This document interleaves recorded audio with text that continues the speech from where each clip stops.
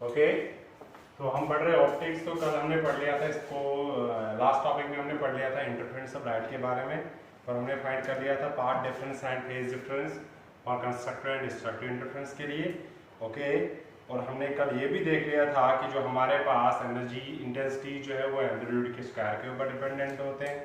आज हम बात करेंगे इस इंटरफेरेंस में क्या, चाहे कंस्ट्रक्टिव इंटरफेरेंस में हमने देख लिया था कि दो वेव जो है वो एक दूसरे के ऊपर एड अप होके क्या करते हैं, एक नई वेव बनाते हैं। क्या ये एनर्जी कंजर्व रहती है, या अगर डिस्ट्रक्टिव इंटरफेरेंस हो रहा है जब फेज डिफरेंस हाफ के बराबर होगा, तो क्या ये अब ये वेव्स खत्म होके मतलब डिस्ट्रक्टिव इंटरफेरेंस करते हैं, क्या उस टाइम पे एनर्जी कंजर्व जो होती है कि नहीं होती है। राइट, तो हम ये देखेंगे पहले conservation of energy in interference. Alright, okay, see we know, क्या कल हमने देख लिया था कि इंटेंसिटी जो है होती है A1 square A2 square 2 times under root of A1 A2 into cos of phi के बराबर।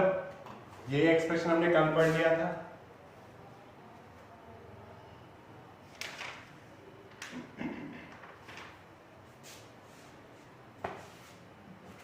Okay, in terms of intensities ये पढ़ लिया था हमने I1 plus I2 plus 2 under root of I1 I2 cos of phi के बराबर हमने पढ़ लिया था ये कल, ये एक्सप्रेशन। ऑलराइट, तो इसमें हम देखेंगे क्या कि ये इंटेंसिटी जो होते हैं ये हाउ आर दे प्रोपोर्शनल किसके ऊपर। अगर हम मैक्सिमा और मिनिमा की बात करेंगे तो ये एक दूसरे क्या कहते हैं इसको, ये एनर्जी जो है ये कंजर्व रहती है कि नहीं रहती है। ऑलराइट, अच्छा, ये हमने पढ़ लिया था कि जो रिजल्टेंट वेव होगी उसके लिए इंटेंसिटी जो है वो इसके बराबर होगी। ऑलराइट, तो अगर हम देखेंगे मैक्सिमम वैल्यू हम फाइंड करेंगे तो at phi equal to 0 degree, okay, cos phi जो है वो होगा किसके बराबर 1, तो आई का वैल्यू मैक्सिमम आएगा। तो मैक्सिमा जहां पे होगा कंस्ट्रक्टिव इंटरफेरेंस वहां पे आएगा I1 I2 plus 2 under root of I1 I2 cos phi आएगा 1 के बराबर। तो अगर आप देखोगे ये बेसिकली क्या है, under root I1 plus under root I2 का होल स्क्वायर। ये आ गया हमारे पास मैक्सिमा की जो वैल्यू है एनर्जी की इंटेंसिटी की, that is for constructive interference. और कंस्ट्रक्टिव के केस में क्या होता है, मैक्सिमम वैल्यू होती है किसकी, एनर्जी की for the resultant wave. Alright, तो ये हमने कंस्ट्रक्टिव इंटरफेरेंस के लिए maximum value of energy find कर लिया। अब हम देखेंगे कि what will be the corresponding minimum value of energy. तो फॉर मिनिमा अगर हम देखेंगे एट फाई इक्वल टू किसके बराबर 180 डिग्री पे cos of phi, odd multiples पे, सारे ऑड मल्टीपल्स पे मैं एक ले रहा हूँ, बाकी अंडरस्टूड है। कॉस पे माइनस आ जाएगा तो आई का वैल्यू आई मिनिमम बनेगा, that will be I1 plus I2 minus 2 under root of I1 I2 के बराबर। अगर आप इसको सिंप्लीफाई करके लिखोगे it will be I1 minus I2 का स्क्वायर। ये आ गया हमारे पास minimum value of energy. Alright, तो अब अगर हम क्या करेंगे, अगर हम इनका एवरेज वैल्यू निकालेंगे, एवरेज वैल्यू निकालेंगे हम, देखो average value of intensity, this is for destructive interference. यहाँ पे लिख के रखेंगे इसको, फॉर डिस्ट्रक्टिव इंटरफेरेंस। ऑलराइट, तो अगर हम एवरेज वैल्यू देखेंगे एनर्जी का, वो किसके बराबर आएगा, maxima plus minimum divided by 2। That's how you calculate the average value of any numbers. Okay, तो ये हमारे पास वैल्यू किसके बराबर आएगा, मैक्सिमा का वैल्यू डालो, it is under root of I1 plus under root of I2 का होल स्क्वायर, प्लस क्या आ जाएगा under root of I1 minus under root of I2 का होल स्क्वायर डिवाइडेड बाय क्या आ जाएगा 2 के बराबर। इसको सिंपलीफाई करते हैं थोड़ा सा, यहाँ पे लिखेंगे इसका सिंपलीफाइड फॉर्म। तो ये एवरेज वैल्यू जो है वो किसके बराबर आ जाएगा एनर्जी का, ये रूट एक्सपेंड करके फिर से बनेगा क्या, I1 plus I2 plus 2 times under root of I1 I2 minus करेंगे क्या, ये भी बनेगा I1 plus I2 minus 2 under root of I1 I2। ये बन गया हमारे पास, सॉरी प्लस करेंगे इसको, डिवाइडेड बाय क्या है हमारे पास 2। ऑलराइट, ये टर्म और ये टर्म कैंसिल हो जाएगी, I1 प्लस I1 ये बनेगा 2 times I1 plus I2 divided by 2 और 2 कैंसिल। तो एवरेज वैल्यू ऑफ एनर्जी जो है वो आ गया सिंपली I1 प्लस I2 के बराबर। दैट इज कि जो ये एनर्जी कंस्ट्रक्टिव इंटरफेरेंस और डिस्ट्रक्टिव इंटरफेरेंस में इसका हमने मीन वैल्यू निकाला वो इसके बराबर आ गया। What if there is no, अगर हमारे पास क्या होगी, सपोज कर लो ये मान लो इक्वेशन फर्स्ट है हमारे पास, okay, if there is no interference, if there is no interference, अगर इंटरफेरेंस नहीं होगी तो देन टोटल एनर्जी जो होगी, टोटल इंटेंसिटी जो है वो किसके बराबर होगी, total intensity will be simply दोनों की इंटेंसिटीज का सम, ओके। तो ये हमारे पास इक्वेशन सेकंड आ गई।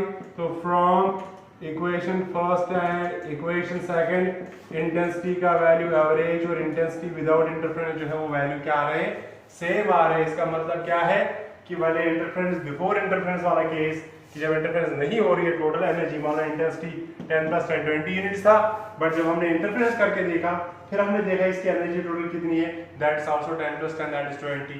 सो we can conclude that therefore law of conservation of energy जो है वो यहाँ पे क्या होती है, energy holds good, alright, holds good, okay. तो ये लॉ जो है law of conservation of energy यहाँ पे ट्रू होती है, ठीक है कि नहीं। ऐसा नहीं है कि ये इनवैलिड होती है, ऐसा नहीं है कि इसको हम क्या कर रहे हैं, इसके अगेंस्ट जा रहे हैं, but this conservation sorry interference of light is in accordance with the law of conservation of energy, alright. तो इसके बाद हमारे पास क्या आता है, नेक्स्ट कॉन्सेप्ट जो है वो है Young's double slit experiment, alright. ये इंटरफेरेंस में ही है Young's double slit experiment, examination point के लिए सबसे इंपॉर्टेंट क्वेश्चन पूरे ऑप्टिक्स में, ऑलराइट। तो आज हम बात करेंगे इसी की, Young's double slit experiment, Young's double slit experiment, जिसको शॉर्ट में YDSU, okay.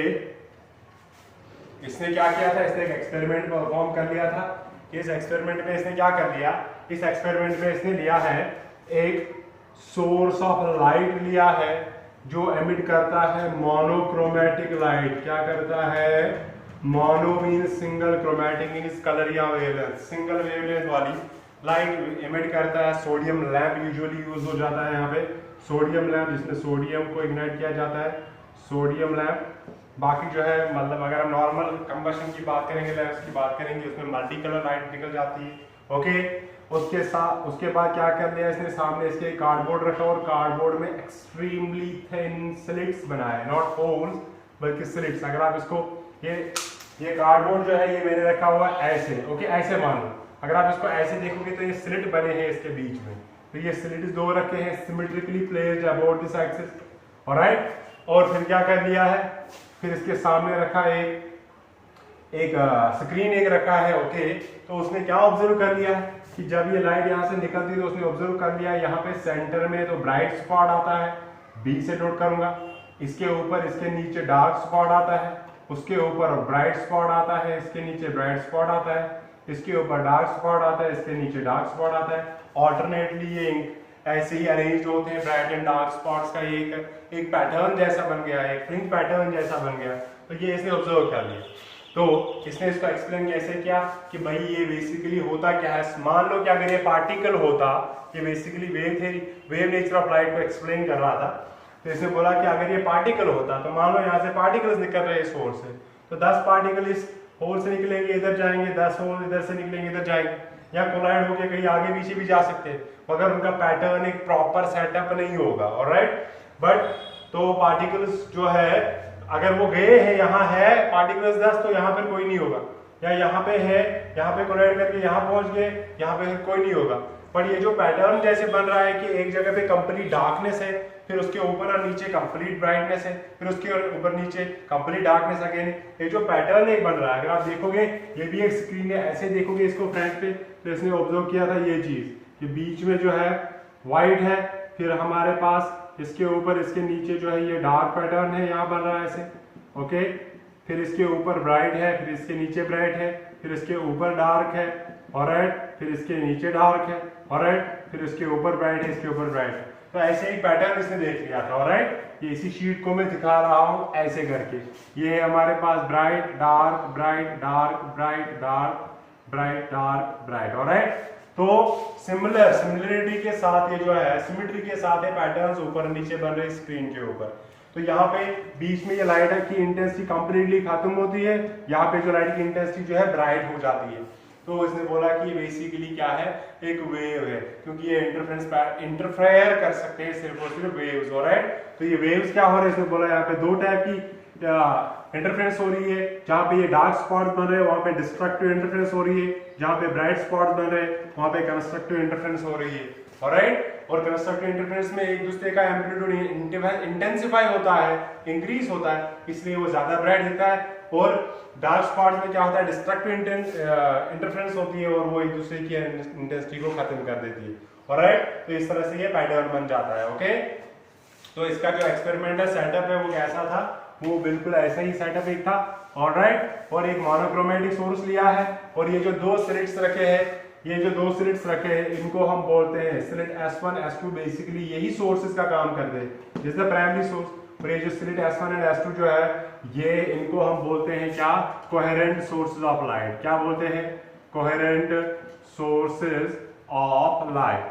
Coherent source of light क्या कहते हैं, वो सोर्सेज ऑफ लाइट जो एमिट करेंगे लाइट को, एमिट करेंगे लाइट, मोनोक्रोमेटिक लाइट एमिट करेंगे, which is traveling in the same phase, same amplitude and velocity. alright, same amplitude, same velocity और same phase में, स्पेशली phase की बात है, जो same phase या constant phase difference से एमिट करेंगे लाइट को, उन दो सोर्सेज को हम क्या बोलते हैं, कोहेरेंट सोर्सेज। तो इसने इनको प्रैक्टिकली कोहेरेंट बनाने के लिए इन दोनों को एक ही सोर्स से लाइट कराया, ताकि यहाँ से जो वेव निकलेंगी ऑब्वियसली सारी वेव सेम होगी। ओके, अब इनको सिमेट्रिकली रखा है, तो इनसे जो इनके पास जो लाइट पहुंचेगी वो भी क्या, सेम फेज में ही पहुंचेगी। तो ये प्रैक्टिकली जो है ट्रूली कोहेरेंट सोर्सेज बन गए थे। नहीं तो अगर ये अलग अलग सोर्सेज देता, यहाँ पे एक अलग लैंप, यहाँ पे एक अलग लैंप देता, तो दो डिफरेंट सोर्सेज जो होते हैं वो कोहेरेंट कभी नहीं हो सकते हैं। तो एक ही सोर्स से बन सकते हैं दो कोहेरेंट सोर्सेज, एक ही मोनोक्रोमेटिक सोर्स से दो कोहेरेंट सोर्स बन सकते हैं। तो ये कोहेरेंट सोर्सेज में कंडीशन क्या होनी चाहिए, सेम फेज में वाइब्रेशन होनी चाहिए। अगर आपने दो लैंप लेता, अगर ये ऐसा नहीं करता, डायरेक्ट यहाँ से एक लैंप यहाँ पे एक लैंप रखता, तो वो दो अलग सोर्सेज बनते हैं। दो अलग सोर्सेज में फेज का डिफरेंस कुछ ना कुछ रहता ही रहता है, तो वो प्रैक्टिकली कोहेरेंट नहीं बनते। ऑलराइट, तो ये कोहेरेंस के बारे में आगे मोर डिटेल्स पढ़ेंगे। फिलहाल हम देखेंगे कि सियंस ने क्या सेटअप किया था। ऑलराइट, इसके लिए हमें ये देखना है कि कौन सा फ्रिंज कहाँ पे होता है, डार्क फ्रिंज सेंटर से कितना दूर और ब्राइट फ्रिंज कितना दूर होता है, और इन फ्रिंज की विड्थ जो है वो कितनी होती है। ऑलराइट, कितने पतले कितने मोटे होते हैं ये फ्रिंज। ऑलराइट, तो हम क्या करेंगे, हम एक इसकी डायग्राम बनाएंगे। ये मान लो ये हमारे पास स्क्रीन है। ऑलराइट, तो ये हम एक लाइन ड्रॉ करेंगे, सेंटर वाली सिमेट्रिक लाइन। ऑलराइट, तो यहाँ पे कहीं मैंने क्या कर लिया है, यहाँ पे मैंने रखा है ये स्लिट्स दो। ओके, थोड़ा नजदीक रखेंगे इनको, इक्वल डिस्टेंस पे। यहाँ पे है हमारे पास एक स्लिट, यहाँ पे हमारे पास एक स्लिट, और यहाँ पे कहीं हमने रखा हुआ है coherent source. Okay, coherent source रखा है हमने, सॉरी मेन सोर्स रखा है S, ये है सोर्स S1, और ये है सोर्स हमारे पास कौन सा, S2। ये जो स्क्रीन और इस स्लिट्स के बीच में डिस्टेंस है, इसको कैपिटल D से डिनोट करेंगे मान लो। Alright, easy. ओके, इन स्लिट्स के बीच में जो डिस्टेंस है उसको हम छोटे d से डिनोट करेंगे, जिसको हम बोलते हैं विड्थ ऑफ द स्लिट्स के बीच में डिस्टेंस d है। ओके, अब हम क्या करेंगे, यहाँ से वेव एक निकलेगी, कहीं आगे जाके इंटरफेयर करेंगे, हम किसी एंगल पे बनाएंगे इन वेव्स को, ताकि थोड़ा अंडरस्टैंड कर पाए, हम जनरलाइज कर पाए। ये एक वेव मान लो यहाँ से पहुंच गई यहाँ पे, दूसरी वेव यहाँ से यहाँ पहुंच गई, तो इस पॉइंट P पे क्या करेंगे, इंटरफेयर करेंगे। क्या करेंगे, इंटरफेयर करेंगे। तो ये मान लो पॉइंट P, और ये जो सेंटर पॉइंट है यहाँ पे, इसको मान लो पॉइंट O। ओके, और ये जो पॉइंट है कहाँ से, O से लेके P तक, ये मान लो सेंटर से यहाँ तक ये डिस्टेंस है, ये मान लो ये डिस्टेंस कितनी है, x डिस्टेंस पे बन रहा है। चाहे कंस्ट्रक्टिव हो रही है, डिस्ट्रक्टिव हो रही है, तो फ्रिंज जो है यहाँ पे बन रहा है। हम जनरल फॉर्मूला फाइंड करेंगे, फिर ये P कहीं पे भी हो सकता है। ऑलराइट, तो आप देखो ये जो डिस्टेंस है यहाँ से, इसको हम पैरेलल ड्रॉ एक लाइन करेंगे, यहाँ से एक पैरेलल लाइन ड्रॉ करेंगे। तो अगर ये टोटल d है, तो ये यहाँ से यहाँ डिस्टेंस जो है ये कितनी है, this is d divided by 2। ये जो डिस्टेंस है ये भी कितनी है, d डिवाइडेड बाई 2, यहाँ से लेके यहाँ तक। तो अगर हम देखेंगे कि इस पॉइंट से लेके इस पॉइंट तक, इसको रखेंगे mn नाम, m रखेंगे इसका नाम, n रखेंगे इसका नाम। ये जो mp डिस्टेंस है ये आएगा x माइनस d बाई 2। ये आएगा x माइनस d/2 के बराबर आएगा ये वैल्यू। ऑलराइट, और अगर हम देखेंगे कि ये जो डिस्टेंस है ये n वैल्यू, ये स्लिट की लेवल का जो डिस्टेंस है यहाँ से वो किसके बराबर है, इस पॉइंट से, that is x plus d/2। x यहाँ तक प्लस करेंगे d/2। सिंपल डिस्टेंसेस ये है हमारे पास। ऑलराइट, ओके, तो कुछ चीजें एज्यूम कर लेते हैं हम। d जो है ये मान लो distance of screen from the slits, d जो है ये है distance between the slits, distance between the slits. Okay, x जो है ये है position of any fringe, dark fringe या ब्राइट फ्रिंज, अभी हमने जनरलाइज नहीं करा है। ऑलराइट, और लैम्डा जो है ये मान लो wavelength of the light, wavelength of light, light की जो वेवलेंथ है वो कितनी है, लैम्डा है। ऑलराइट, तो हमने ये लाइंस पैरेलल ड्रॉ करे हैं, हमें फाइंड क्या करना है, पाथ डिफरेंस जो है यहाँ से यहाँ, पाथ डिफरेंस होता है कितना डिस्टेंस ये ट्रेवल करके जाएगा आगे।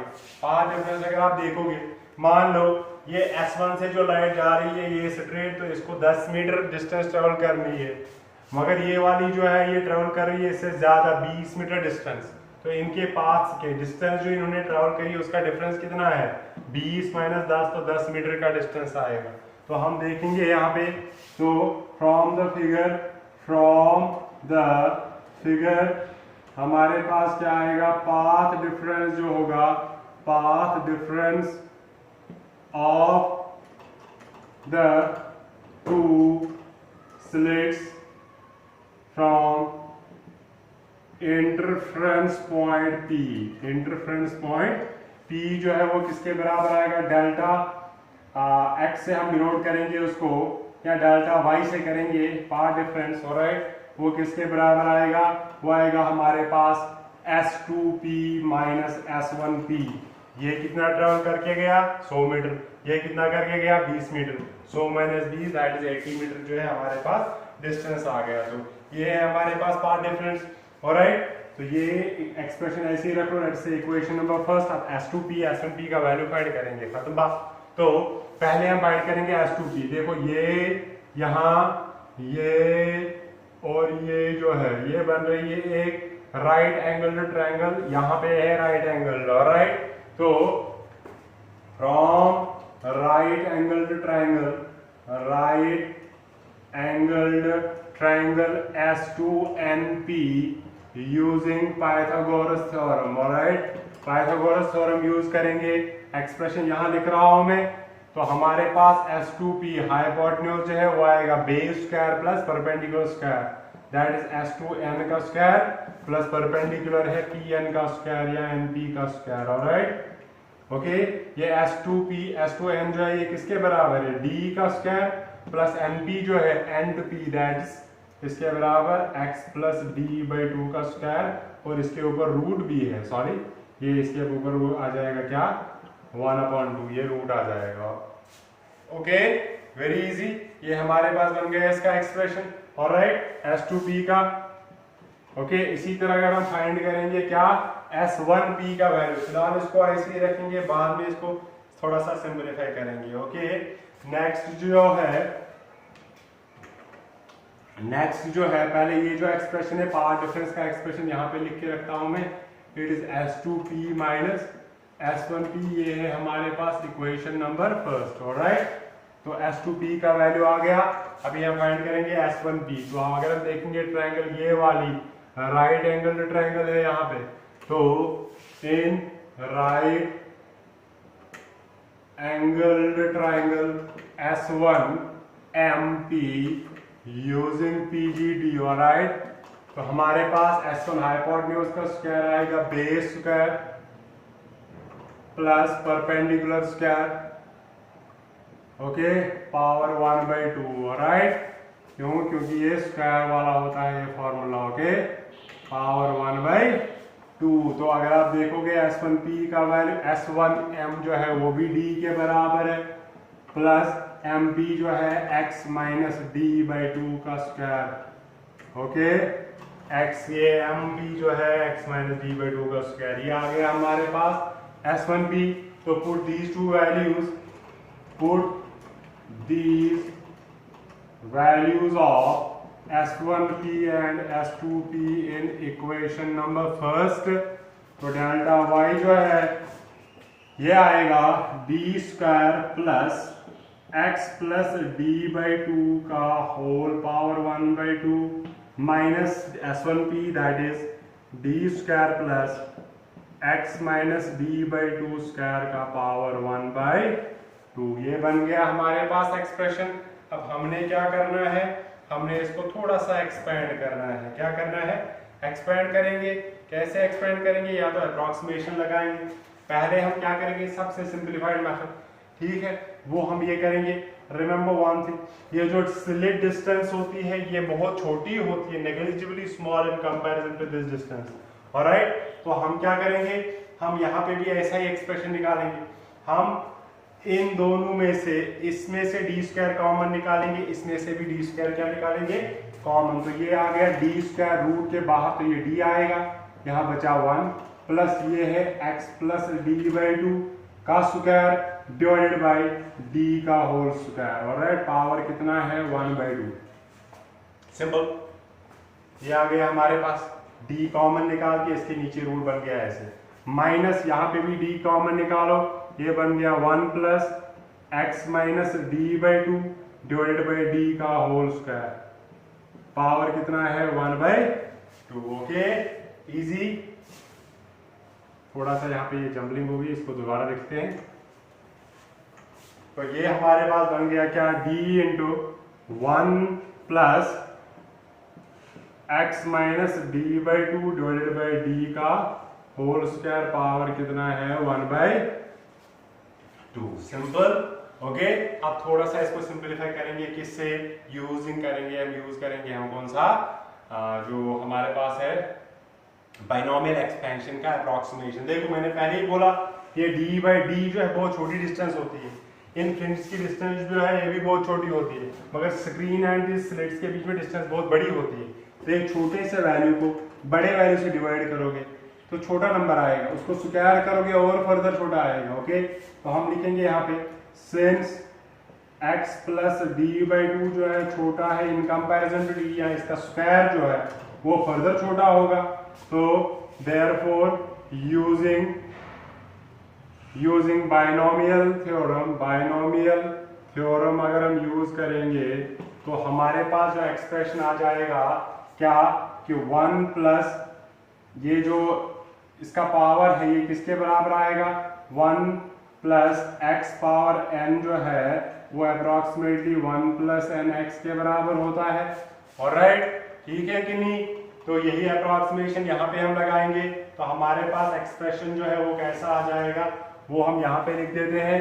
एक्सप्रेशन जो आएगा तो ये आएगा delta y is equal to, okay, 1 plus ये मान लो x पावर जो है n। ऑलराइट, तो ये बनेगा 1 प्लस n का वैल्यू है 1/2 into this term. Alright, that is x plus D by two का होल स्क्वायर। ऑलराइट, ये आ गया, ये माइनस है बीच में, क्या, माइनस d इंटू ये आएगा 1 प्लस ये बनेगा 1/2 into x, that is x minus D by two का होल स्क्वायर। ऑलराइट, सॉरी ये इसका स्क्वायर लिखा ली, इस वाली टर्म का स्क्वायर लिखा ली। Alright, okay, very easy. ठीक है, हमने ये अप्रॉक्सीमेशन लगाया है। ये टर्म इज स्मॉलर देन 1, सो 1 प्लस nx वाला एक्सपेंशन लगाएंगे। ये टर्म इससे छोटी है तो 1 प्लस nx वाला एक्सपेंशन लगाएंगे। तो हमारे पास जो एक्सप्रेशन है वो किसके बराबर आ जाएगा, ये जो है ये step, this is d into, इसके साथ भी d मल्टीप्लिकेशन में।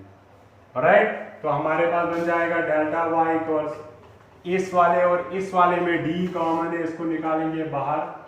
यहाँ पे बचा 1 plus 1/2 into x plus D by two upon D का स्क्वायर। इजी। फिर माइनस इंटू 1 तो -1, माइनस इंटू दिस बनेगा -1/2 into x minus D by two divided by D का स्क्वायर। ऑलराइट, ये वाला एक्सप्रेशन, इस -1 एंड +1 कैंसल्स आउट, ये बनेगा d 1/2 कॉमन आ जाएगा। ओके, यहाँ पे क्या बचा, न्यूमरेटर में बचा x plus D by two का स्क्वायर माइनस यहाँ बचा x minus D by two का स्क्वायर, डिनोमिनेटर में इसका भी और इसका भी क्या है d स्क्वायर, तो इसके बराबर आ जाएगा। This d and d cancel, तो डेल्टा y का वैल्यू आ गया, ये आ गया ऊपर, इसको एक्सपेंड कर लो, ये आ गया a का स्क्वायर प्लस b का square plus 2 into a into b minus a का स्क्वायर प्लस b का square minus 2 into a into b।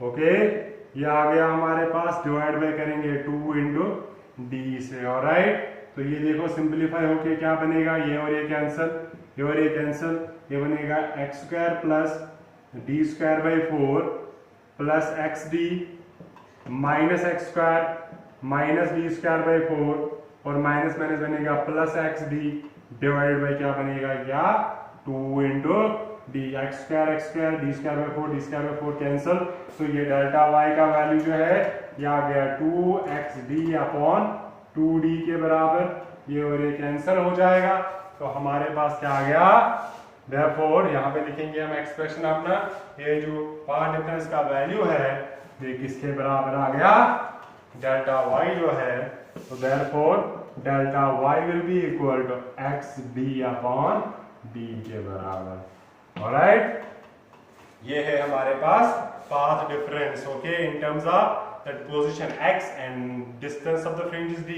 and distance of screen from the fringe that is capital D। Alright, तो अब यहाँ से हम इसको generalise करेंगे इन टर्म्स ऑफ वेवलेंथ, क्योंकि हमने ऑलरेडी एज्यूम कर लिया है कि लैम्डा जो इसकी वेवलेंथ है।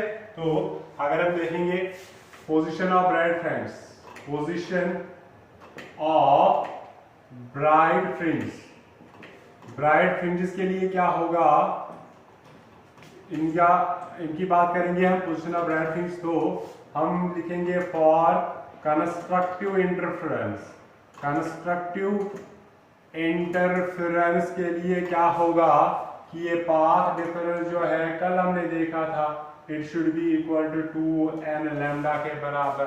कल जो हमने एक्सप्रेशन फाइंड कर लिया था कंस्ट्रक्टिव एंड डिस्ट्रक्टिव इंटरफेरेंस के लिए, सॉरी, n लैम्डा के बराबर होना चाहिए ये n जो है n का वैल्यू स्टार्ट होता है 0 1 2 एंड सो ऑन। ऑलराइट, तो देयरफॉर मान लो ये है इक्वेशन नंबर सेकंड, तो therefore from equation second, okay, first ये थी हमारे पास delta Y that is xn था, हमें नहीं पता कौन सा वाला है, d divided by capital D जो है that should be n times lambda, अगर पहला है तो x1 equal to 1 times lambda. Alright, तो ये xn का वैल्यू जो है वो किसके बराबर आएगा, n lambda capital D upon small d। Alright, this is the position of nth bright fringe. nth bright fringe कितना दूर होगा, वैल्यू डालो इसका इसका इसका और n का वैल्यू 1 डालो, तो पहला ब्राइट फ्रिंज जो है सेंटर से कितना दूर होगा, दूसरा कितना, तीसरा कितना, चौथा कितना, and so on.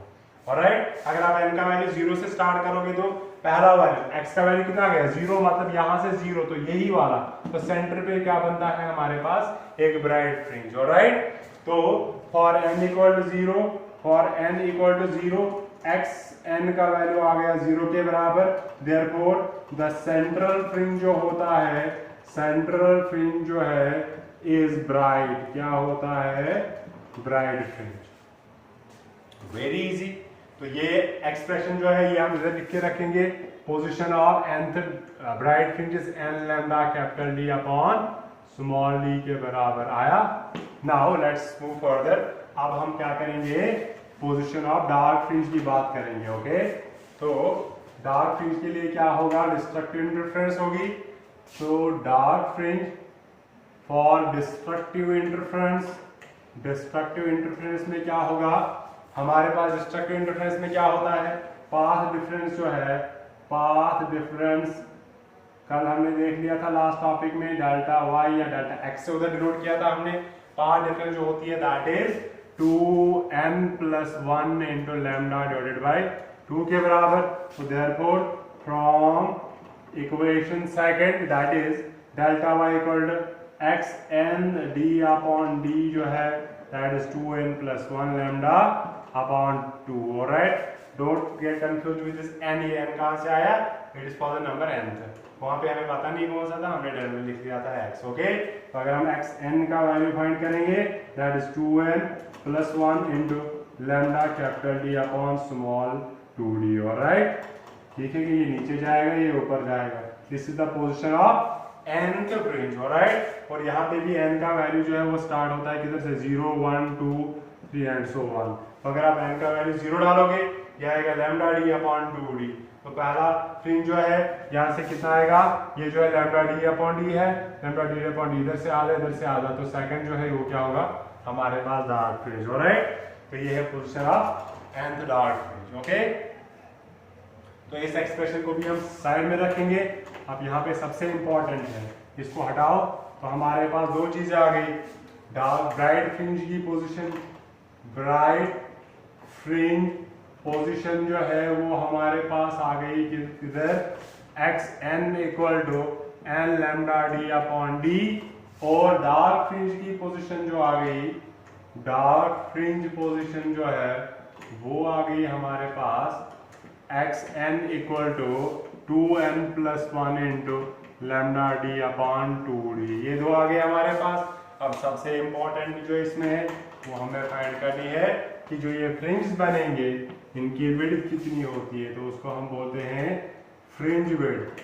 Fringe width की अगर आप डेफिनेशन देखोगे, इसको हम बीटा से डिनोट करते हैं. ये होता है क्या? Difference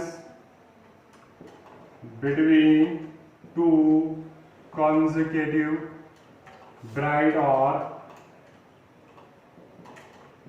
dark fringe. दो कंसेक्यूटिव डार्क और ब्राइट फ्रिंज के बीच में लेट्स से हमारे पास जो पैटर्न बन रहा है ऐसे, मैंने वो सेंटर पे बन रहा है ब्राइट फ्रिंज. ओके, ऊपर डार्क नीचे डार्क, फिर ऊपर ब्राइट फिर नीचे ब्राइट. ऑलराइट, ये है डार्क हमारे पास, ये भी है डार्क हमारे पास. तो अगर मुझे बताना है इसकी विड्थ कितनी है, मैं देखूंगा second bright fringe minus first bright fringe के बीच में डिफरेंस वो आएगा ये गैप, थर्ड माइनस सेकंड वो आएगा ये गैप. तो किसी के लिए भी दो फ्रिंज के बीच में डिफरेंस निकालोगे वो आपको देगा फ्रिंज विड्थ. ऑलराइट, तो हम लिख सकते हैं बीटा जो है it is x n plus 1 minus x n के बराबर. एक ऊपर चाहे दोनों में कोई भी वैल्यू डालो. दो ब्राइट फ्रिंज n प्लस 1 मतलब सेकंड माइनस फर्स्ट. अगर ये फर्स्ट है तो ये सेकंड, सेकंड है तो थर्ड, थर्ड है तो फोर्थ. मगर सेम से ऐसा नहीं कि एक इसका और एक इसका. nth ब्राइट फ्रिंज प्लस ये n plus 1th bright fringe, first bright fringe, second bright fringe, second bright fringe, third bright fringe. अगर आप डार्क में लिखना चाहोगे, first dark fringe, second dark fringe, इनके बीच जो डिस्टेंस आएगा वो आएगा fringe width of bright fringe. क्योंकि दो डार्क के बीच में जो है वो क्या होता है? ब्राइट. और दो ब्राइट के बीच में होता है डार्क. तो second bright fringe dark fringe minus first to dark fringe is equal to किसके बराबर? इस फ्रिंज की विड्थ. इसी तरह third bright fringe minus second bright fringe जो है वो आएगा डार्क फ्रिंज की विड्थ. तो ये आ गया इसके बराबर. दोनों में कोई भी वैल्यू डालो. तो पहले ऊपर वाला डालेंगे n के बदले में n plus 1 lambda D upon छोटा डी माइनस nth के लिए सीधा n ही आएगा n lambda D upon D. तो लैम्डा डी अपॉन डी इनमें कॉमन है, ये बन गया n प्लस 1 माइनस बना यहाँ पे 1. ये और ये कैंसिल हो गया. सॉरी दिस इज n और n कैंसिल हो गया. ओके, तो यहाँ पे हमारे पास बचा 1. तो 1 into this is 1 lambda D upon D. तो this is the position of sorry width of the fringe. चाहे आप डार्क फ्रिंज की बात करोगे ब्राइट की, हर किसी का वैल्यू सेम आएगा. अगर आपको डाउट है तो आप चेक कर सकते हो यहाँ पे. अगर हम यही केस फाइंड करेंगे फॉर डार्क फ्रिंज तो ये वैल्यू आएगा 2 इंटू ये भी आएगा इसी के बराबर. किसके बराबर? X n plus 1 minus x n. N के बदले में n प्लस 1 डालो तो ये बनेगा 2n प्लस 1. n के बदले में n प्लस 1 प्लस 1 इंटू क्या आ जाएगा? इंटू आएगा lambda D upon 2d. Minus करेंगे nth value that is 2n plus 1 into lambda D upon 2d. दोनों में lambda D upon 2d common है. ये बन गया 2 into n 2n 2 into 1 plus 2 plus 1. Alright, minus आएगा 2n माइनस आएगा 1. Alright, okay 2n and 2n cancel, 1 and 1 cancel, 2 and 2 cancel, तो ये बन गया किसके बराबर, लैम्डा डी बाई डी। तो रिमेंबर वन थिंग, चाहे ब्राइट फ्रिंज हो, विड्थ ऑफ ब्राइट फ्रिंज जो है वो किसके बराबर होती है, is equal to width of dark fringe.